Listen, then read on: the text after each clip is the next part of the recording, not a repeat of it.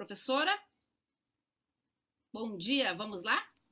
Bom dia, pessoal. Então, é um prazer estar com vocês. Vou colocar meu timer aqui. Todos me ouvem bem?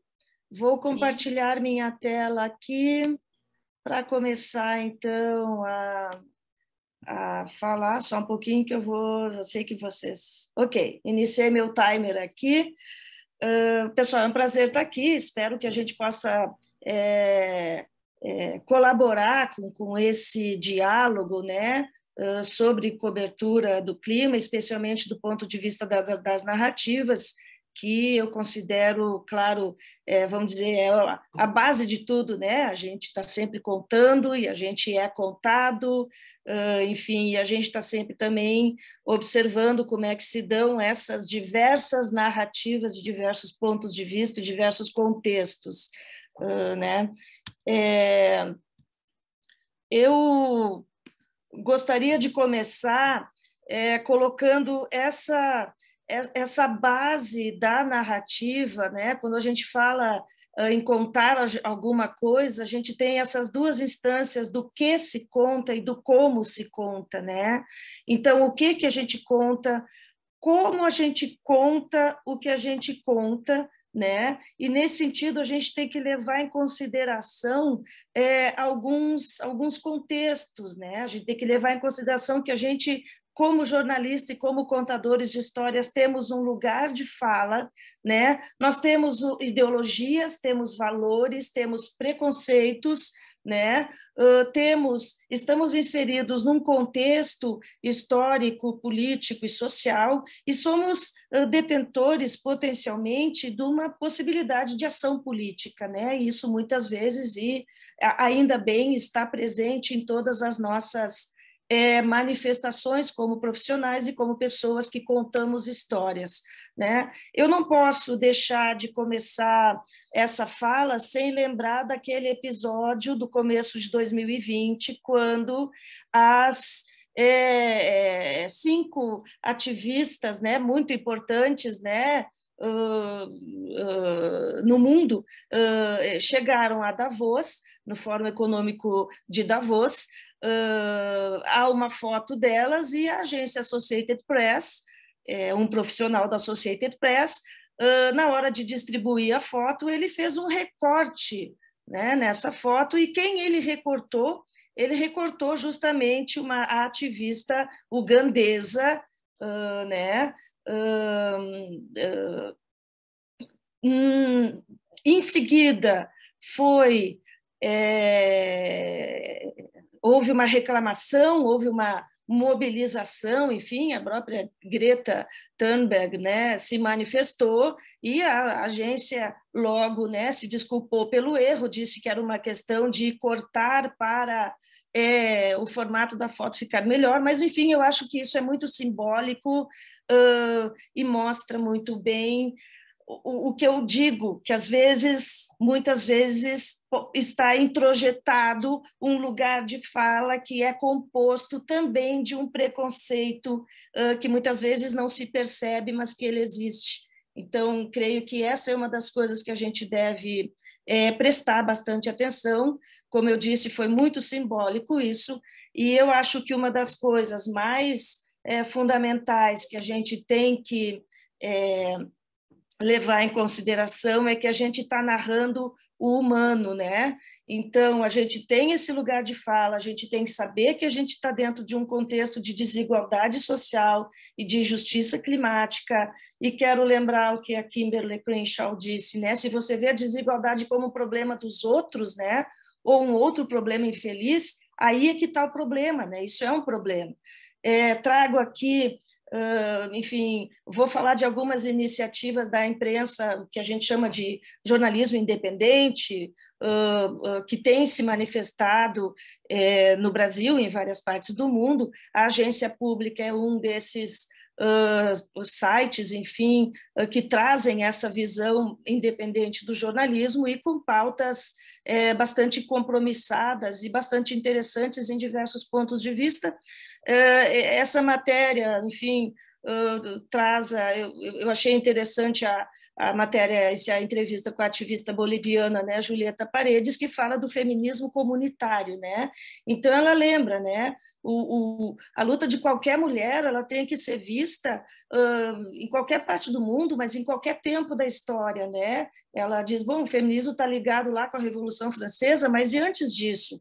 Ou com a mulher votando lá no começo do século nos Estados Unidos, mas onde é o indígena, a mulher indígena, né? Ela luta, se rebela contra um patriarcado e ela está aí, né, na história, né? Esse contexto histórico ela é desconhecida, enfim. Então, em qualquer parte do mundo, em qualquer tempo da história, esse feminismo comunitário ele deve ser reconhecido, né? Então, essa ideia é bem interessante para a gente pensar na questão de gênero, que eu vou falar um pouquinho mais daqui a pouco.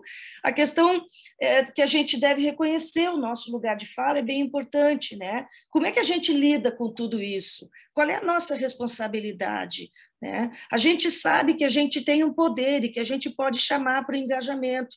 Coloco aqui uma matéria do UOL, né? O UOL tem feito coisas sensacionais, mais recentemente, e a própria Folha de São Paulo, enfim, também, né? Vou citar um pouquinho mais adiante, a série Tudo Sobre, vocês devem conhecer, e outras coisas, né? Mas, enfim, se coloca uma matéria sobre racismo ambiental, né? E se coloca essa possibilidade, ou né, se sinaliza, se destaca uma possibilidade, né, a partir de uma fala de uma entrevistada, né, então, para chamar a ação, né, onde é que estão as fábricas da sua cidade, em que lugares a água é mais suja, né, então você pergunta para quem mora lá. Então, é quase sempre o grupo de pessoas de pele mais escura que mora nos lugares onde estão as fábricas. Enfim, e de certa forma, destacar isso é um chamado ao engajamento e ao que a gente pode atuar enquanto criadores, né, de narrativas. Enfim, a questão de gênero, a gente também lembrando dessas iniciativas independentes, né, no jornalismo, ou desses arranjos, né, desses modelos de negócio que surgem, claro, também a partir de uma crise do jornalismo. Não devemos esquecer do Asmina, né, que tem projetos como Elas no Congresso, enfim, fizeram recentemente esse vídeo, né, Crise Ambiental é Problema de Mulher, né? Acho que vale a pena, depois vocês podem ver, vou passar mais rapidamente também para não terminar logo o meu tempo, enfim, né? E queria colocar a questão da justiça climática, trazendo um exemplo. Claro, eu fiquei procurando onde é que a gente vê onde é que a gente pode destacar essas narrativas que se preocupam ou que denotam, né, a preocupação com a justiça climática, né? Eu trouxe da Pública esse exemplo que é um especial, né, Amazônia Irrespirável, que daí se faz a ligação com o clima e a Covid, né? Então, nesse especial, a gente vê pelo menos 4 matérias bastante interessantes sobre essa relação, né? Acho que vale também vocês darem uma olhada.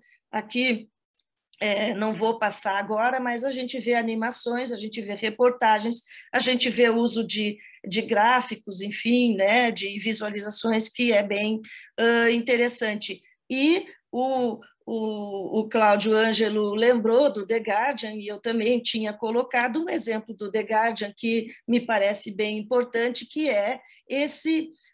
Em 2020, o The Guardian lança esse compromisso com o clima, né? E aqui a gente vê, então, nós vamos continuar trabalhando com narrativas poderosas para o clima, enfim, nós vamos focar na justiça ambiental.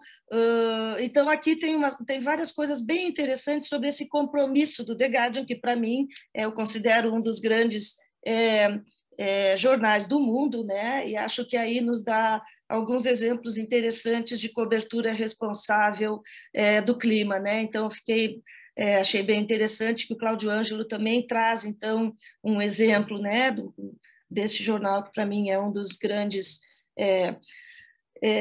expoentes aí, né, junto com, claro, nós temos vários, né, enfim, então, como quando a gente entra no como contar, né, como é que a gente conta, a gente, eu trabalho bastante em verificar esses formatos expressivos, né, como é que a gente usa infografia, como é que a gente usa realidade virtual, como é que a gente usa todas essas tecnologias e as ferramentas que estão disponíveis.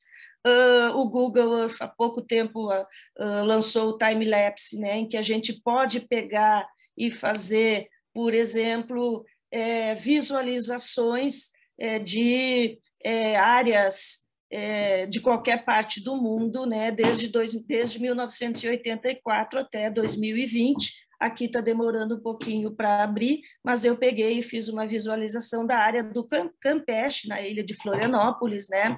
E queria mostrar para vocês, se a gente, o time-lapse aqui está, se eu colocar para rodar, né? Enfim, a gente vê toda a evolução, né? De como foi acontecendo a exploração da natureza ali naquela região, e assim a gente pode ver em qualquer região do mundo, né? Acho que é um recurso que a gente tem, né? Quando a gente fala em formatos expressivos, também a gente tem que ver o uso de drones, por exemplo, né? Imagens, o Odo Press Photos, por exemplo, um concurso mais importante, talvez, de fotografia jornalística do mundo inteiro, ele inclui, há pouco tempo atrás, há pouco tempo, não, acho que já faz uns 5, 6 anos, inclui a categoria de jornalismo ambiental. Nesse último evento, temos uma foto chocante do Lalo de Almeida, né? Aliás, o Lalo de Almeida foi um dos premiados, né? Uma foto muito